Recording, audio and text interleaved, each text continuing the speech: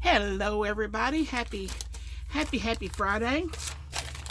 I am going to sit here and work on some Santa bags while I talk. This is the first time that I will be having, I usually have my grandson every weekend. It is like, well, it's actually, I have 7 grandsons, but I have 2 that live fairly close. They live up in Pulaski, Tennessee, and they usually come about every weekend. But the youngest one, Noah, he is like my boy. He is my boy. He is, I don't know, I've told this story like a few thousand times. I don't know if I've told it on YouTube or not. But my father is a missionary to the country of Honduras. And my oldest son had some issues, or actually he still has issues. But he was driving me crazy several years ago. So I asked my father to take him home with him and put him to work, make him work hard and see what other people, other people did not have much and all that, and try to teach him a life lesson. Well, sort of backfired on us. Not really backfired on us. I mean, it depends on how you look at it, I guess. There's been some aggravations involved in it, but some rewards also. The rewards are my 2 little grandsons, Matthew and Noah. He went down there and stayed for 3 months, and on his way back at the airport, he met this girl was there that my daddy's wife. Notice I didn't say mother or stepmother. She is way too young to be called that. She knew the girl. The girl was crying because she was leaving Honduras, coming to Atlanta to stay with her sister and get a job, make some money, and she was leaving her boyfriend behind in Honduras, so she was crying and upset. Well, to kind of, I guess, make her feel more at ease, I guess, she introduced her to my son, which was also leaving Honduras on the same flight. Well, between the flight in Tegucigalpa, Honduras, and Miami, Fort Lauderdale, which is about a 3-hour flight, they fell madly in love. Can you imagine? Well, she goes on to Atlanta, and my son, I don't know if he stopped at Miami, Fort Lauderdale and caught a bus. I don't know. But his plans were to go up to his sister's house at Fort Campbell, Kentucky, or Tennessee. I never went to Kentucky. I never went to Kentucky when I went to see her. It's on the line of Kentucky and Tennessee. And his plans were to go up there, find him a job up there with his sister and stay with her, because I had it. Well, a few days, about 7 days after he got to her house, my daughter called and said, "Mother, the doorbell just rang, and I answered the door, and there's this girl on the doorstep wanting Matthew." Well, she stayed with my daughter for about 7 days, and she called me and she said, "Mother, I cannot afford, or nor do I want to, feed this girl or, do her laundry and all of that." She said, "What am I going to do?" I said, "Put her ass back on the bus." So she did. And her sister got annoyed with her for running up a big cell phone bill talking to my son, because that was back before you had to call either Verizon to Verizon or AT&T to AT&T.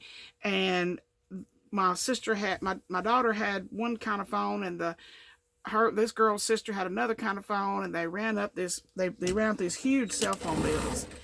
And so her sister sent her back to Honduras. Well, a few months later, we found out that, lo and behold, she's pregnant. Well, I did not really, and I don't know what anybody else's opinion of me about this, but I didn't really get involved in this situation until after the baby was born, and he had gotten a little bit of age on him, maybe, you know, 2, 3, 4 months on him. And I saw a picture of him one day on Facebook, and I was like, yep, that's one of my grandchildren. It's just like you can recognize the, you know, heavy family resemblance and all of that. So my son joined the Army, and he went back and forth to Honduras on R&R and stuff like that. They got married, and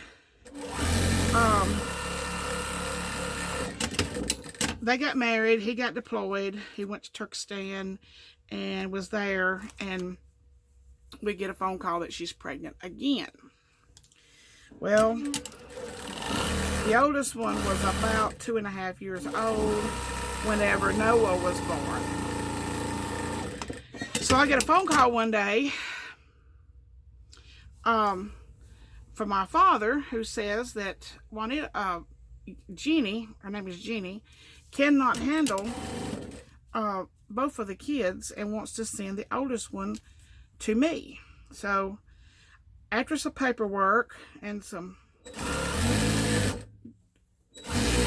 paying out large sums of money that I did not have at the time, this was in 2012. At the time, the only piece of property that I owned outright and could sell was my car. So I sacrificed my car to get my little Matthew here. He came in about April of 2012. He was 2.5 years old. Well, he was getting close to 3 by this time. And Noah he was left behind with his mother. So Matthew came and stayed and never once asked for his mother. And after he got comfortable with me, didn't care if his poppy, which was my son, ever was around or not. Matter of fact, we liked it better when he wasn't around because he liked to make little Matthew scream. He just found it a joy in his heart to make that baby scream. So I had little Matthew, was having a good time. He learned English very fast. I remember the first thing he ever said to me was, "Voila, I'm hungry." I said, well, it was kind of like a Helen Keller moment, you know, when she learned how to say water. And it was I was like, well, what would you like to have? And I started naming off a few things, and he stomped that little tiny foot, and he said, hungry. So I fixed him what I wanted him to have. And after that, he could communicate very well. He just learned very, very fast. And on October the 16th of 2012, the FBI knocked on my door, along with the local police department that I knew pretty well, and said, "We are here to pick up the baby." And I said, well, okay. Said his mother had contacted Interpol, and that if I did not send him back to his mother, it would be considered human trafficking or kidnapping or one of those other nasty words I don't really know. I said, well, I never said he could not go back. I just said I would not send him back unattended. And they said, well, your father is at the police station, and he sent us out here to get him. And I'm like, wow, was that for a dramatic sake? Because why didn't my father just come out here and say, hey, you know, I'm going to be leaving and going back to Honduras in a couple of weeks, and I want you to have Matthew packed up and ready. I'm going to take him back home with me. I would have had no choice, and I would have done that. But instead, he come and got him, and for 2 weeks, my little grandson was within a few miles of me. And, I mean, I like to have a nervous breakdown over this situation. And he was within a few miles of me at all times.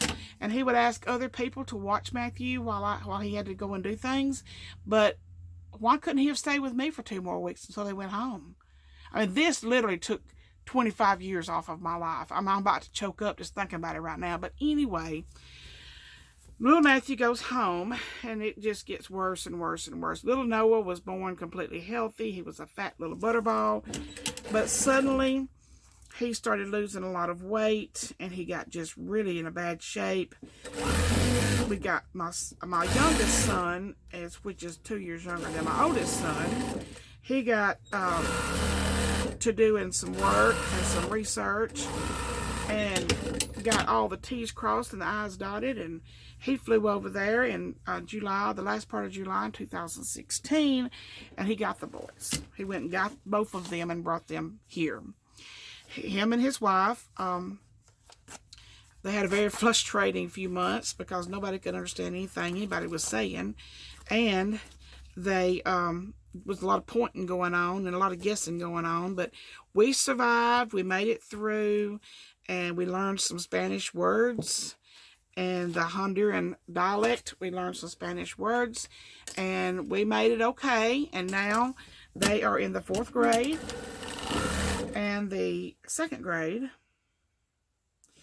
No, yes, because we held little Matthew back because of the language barrier. We, instead of putting him in the 2nd grade when he got here, we put him in the 1st grade. Because it's not, you know, we didn't want him to be frustrated by being behind. So we put him in the 1st grade. And then after several months of no assistance by their mother or their father, my youngest son and his wife was able to adopt them. So they're not going anywhere now. And they are so smart. Oh my goodness. Their math, they're just a whiz. Well, little Noah, I don't know what the situation is with him, but he has some behavioral problems. Now, I'm not saying he's not me. He just doesn't listen, and he doesn't mind. You know, when they tell him to go get his dirty clothes out of the bathroom and put them in the utility room, he just kind of blows them off. Well, to me, that's typical 7-year-old behavior, and I am speaking from my grandmother's point of view. And I also want to tell my son, you know how many times a day I told you to do something and you ignored me?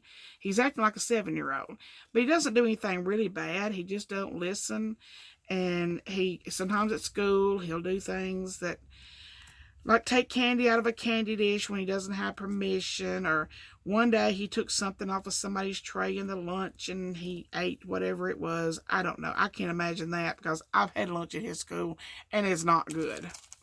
Matter of fact, when I have lunch with him, I'm always nauseated when I leave. But anyway, he gets in a little trouble, and the way they ground him is they ground him from me. Not fair. I have nothing to do with that. But see, he has been diagnosed with premia, anyway, whatever it is, that he has no immune system. His immune system's like rock bottom. I mean, he is just, but thankfully he's not had any really, I mean, he did have an abscess on one of his lungs a couple of years ago, well, a year and a half ago, that was scary, and he was in the hospital for 10 days, and it was like, he had to have a complete blood transfusion, and they had to put a chest tube in for that abscess to drain, and he was a sick little boy for about 10 days. Well, back the first of this year, they put him on a shot that he has to take every night, around after he has his bath and he's clean. They give him a shot on the top of the leg, that and they switch legs each night. And he's even give himself a shot, but he's scared to give himself a shot because he hurt himself one day, and so of course he was supervised, but he's scared now to give his own shot. And he probably was doing it slow, and everybody else kind of does it fast. And I don't give shots to my little boy. I don't want to make him cry. So if I had to, if it was the only choice there was to give it to him, I would do it, but I don't want to. Matter of fact, I called my first cousin one day. Her daughter is an RN, and she lives about 5 miles from me. And I called her. I said, "Are you home?" She said, "Yes." I said, "Would you mind please giving my little Noah his shot?" I said, "I just can't do it." And she said, "No, just bring him over here." Of course, she inquired about what kind of shot it was, and I understood that. But since he's been taking that shot, he feels better. He's got more energy, and I think that might be what's causing him to get in a little bit of trouble, is he feels good, and he's high energy level. And so, but anyway, he's been grounded from my house for about a month, and he called me last night and said, I'm not grounded no more. Can I come to your house tomorrow? I said, sure can. What time are you going to come get me? And I said, well, I've got to run to town, and I was supposed to carry my father-in-law's clean clothes back to him to the nursing home today, but we're going to put that off until tomorrow. But I still have to run to Florence to pick up some fabrics. And I told him when I got back from Florence, I'd come up there and pick him up. So I'm going to bring my little Noah home with me tonight, and I'm going to spend time with him. I am going to watch a movie. I'm going to eat popcorn. I'm going to cook supper. I'm going to spend the time with him.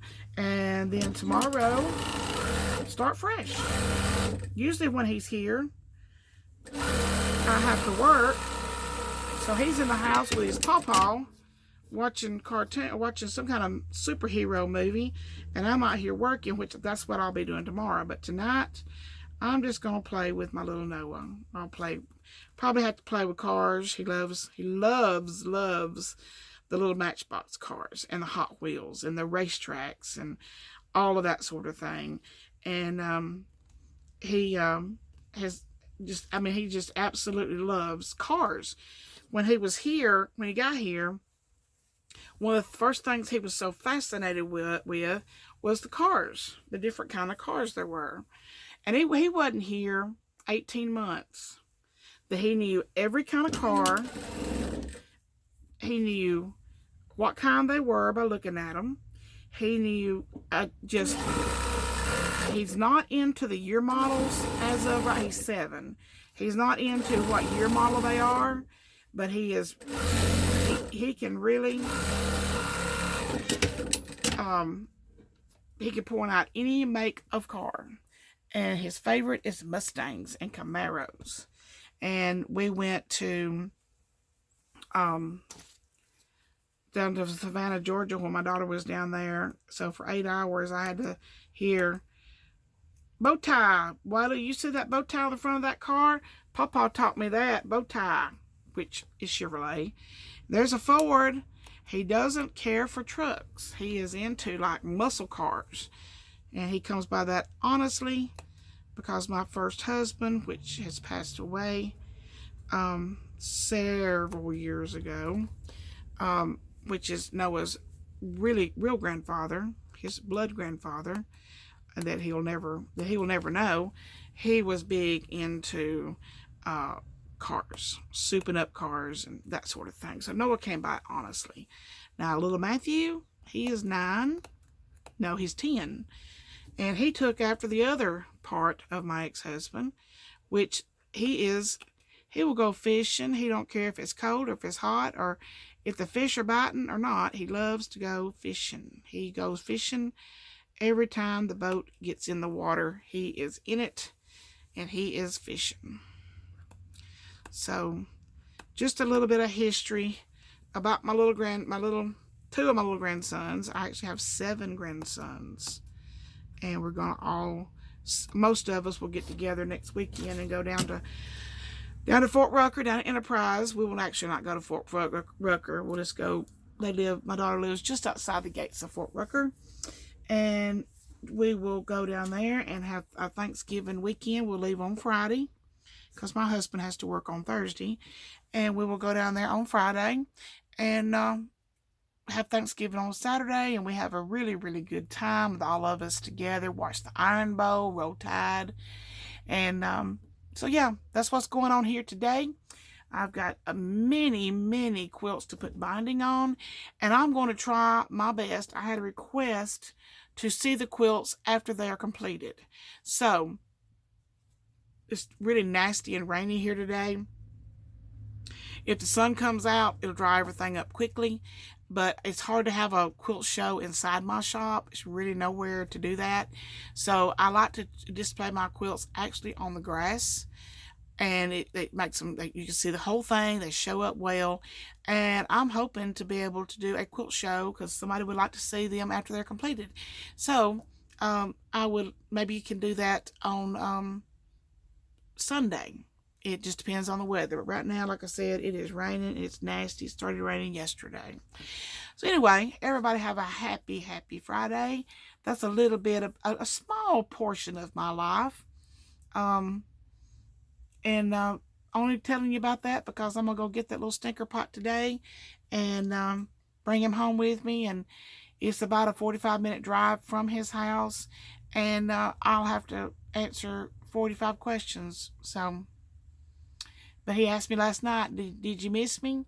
I said, oh, yes, I missed you. I said, you missed me? Yes, boy. The only two of my grandkids that call me Abuela is my Matthew and Noah. And he said, oh, boy, I missed you so much. And I asked my son one day, I said, son, do you think it's fair that you ground him from me? He said, mother, it is the greatest joy in his life to come to your house. So that's the only thing that we can use. We have taken away his toys, his electronics. We have made him sit on the couch. We've done a timeout. We've done everything we know to do for him. And the only thing that gets to him is you cannot go to Abuela's house. So there you have it. I disagree with it too. But, you know, I also believe in well-behaved children. There's nothing cute about a badly behaving child. There's nothing cute about a child throwing a fit. That's not cute. Cute is yes, ma'am, and no, ma'am. Yes, sir, and no, sir. Cute is well-behaved child. And I really, you know, I want, and if they're not well-behaved at a young age, as they get older, it's just going to get worse and worse. So you have to get a handle on it when they're young. And so, and his new mama and daddy have been very patient with them. And he has to go when he goes to the doctor, he has to go to Vanderbilt, which is in Nashville. And he has to see a hematologist. That's where he goes if he has a fever. If he has a fever over 99.5, I think it is, he has to go to see the hematologist. Everybody have a great weekend and enjoy yourself. Spend some time with your grandchildren or your children and do what they want to do. Eat what they want to eat. And that's what I'm going to do today. Thank y'all. Bye-bye.